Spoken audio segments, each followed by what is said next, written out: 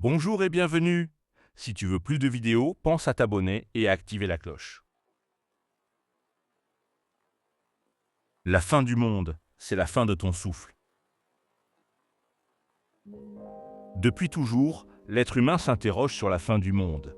Les prophètes l'annoncent, les religions l'évoquent, les scientifiques l'imaginent, et les penseurs tentent d'en comprendre le sens. Certains parlent de bouleversements cosmiques, d'autres de catastrophes naturelles, d'effondrement des civilisations ou d'un jugement dernier où tout ce qui existe prendrait fin. Cette idée fascine autant qu'elle effraie, parce qu'elle touche à la plus grande peur de l'humanité, celle de disparaître. Pourtant, peut-être que nous regardons la question dans la mauvaise direction. Nous cherchons la fin du monde dans les étoiles, dans les signes du ciel, dans les prédictions, dans les événements extraordinaires. Alors qu'elle se trouve peut-être dans la réalité la plus simple, la plus intime et la plus inévitable. La fin de notre propre souffle. Car la fin du monde, c'est la fin de ton souffle. Cette phrase peut sembler brutale au premier regard. Elle peut paraître froide, presque dérangeante. Mais lorsqu'on prend le temps de la méditer, elle révèle une vérité profonde sur notre existence. Le monde tel que tu le connais n'existe qu'à travers ta conscience. Ce que tu appelles monde n'est pas seulement une planète, des villes, des peuples ou des paysages. Ton monde, c'est tout ce que tu perçois, tout ce que tu ressens, tout ce que tu construis intérieurement. C'est le visage de ceux que tu aimes. C'est le souvenir de ton enfance. C'est la lumière du matin sur une fenêtre. C'est une voix qui te réconforte. C'est une douleur silencieuse que personne ne voit. C'est un rêve que tu portes secrètement. C'est une prière murmurée dans l'obscurité. C'est l'espoir que demain sera meilleur. Tout cela forme ton univers. Et cet univers tient à quelque chose d'extrêmement fragile. Ton souffle. Ce mouvement si naturel que tu n'y prêtes presque jamais attention est pourtant le fil invisible qui relie ton être à l'existence.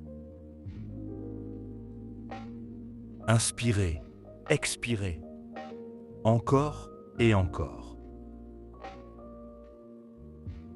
Chaque respiration est une confirmation silencieuse que ton monde continue. Le jour où ce souffle cesse, tout ce qui faisait ta réalité s'arrête avec lui. Le soleil brillera encore, les rues continueront de vivre, les enfants joueront, les saisons reviendront, les horloges poursuivront leur course, le monde des autres continuera. Mais le tien prendra fin. C'est cela que beaucoup refusent de regarder en face. Nous vivons comme si notre souffle nous appartenait pour toujours. Nous reportons nos décisions, nos élans, nos rêves. Nous remettons l'essentiel à plus tard. Plus tard, je dirai à cette personne que je l'aime. Plus tard, je poursuivrai ce projet. Plus tard, je changerai de vie. Plus tard, je deviendrai celui que je suis appelé à être. Mais le souffle ne nous fait aucune promesse. Il vient, il repart. Et nul ne sait combien il lui reste de passage. Comprendre cela ne doit pas nous plonger dans la peur, mais dans la lucidité. Car si la fin du monde correspond à la fin de ton souffle, alors chaque respiration devient sacrée. Chaque matin où tes yeux s'ouvrent est une victoire. Chaque instant vécu est une opportunité. Chaque rencontre est un miracle discret. Chaque difficulté traversée est une preuve que tu es encore là, encore vivant, encore capable d'agir. Cette vérité devrait transformer notre manière d'exister. Elle devrait nous apprendre à moins gaspiller notre temps dans ce qui nous vide. À moins nourrir la haine, les regrets et les illusions, à accorder plus de valeur à ce qui compte réellement.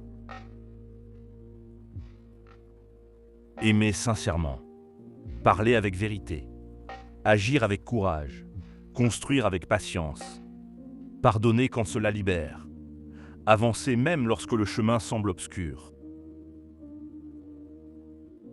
Car vivre pleinement n'est pas attendre que le monde change, c'est comprendre que tant que ton souffle est là, tout reste possible.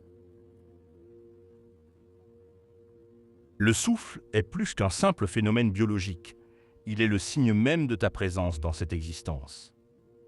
Il est le témoin silencieux de ton passage ici-bas. Peut-être est-ce pour cela que tant de traditions spirituelles lui accordent une place centrale. Le souffle relie l'invisible au visible. Il unit le corps à ce mystère plus grand que lui. Respirer, c'est participer au mouvement même de la vie. Et perdre ce souffle, c'est refermer pour toujours le livre de son monde personnel.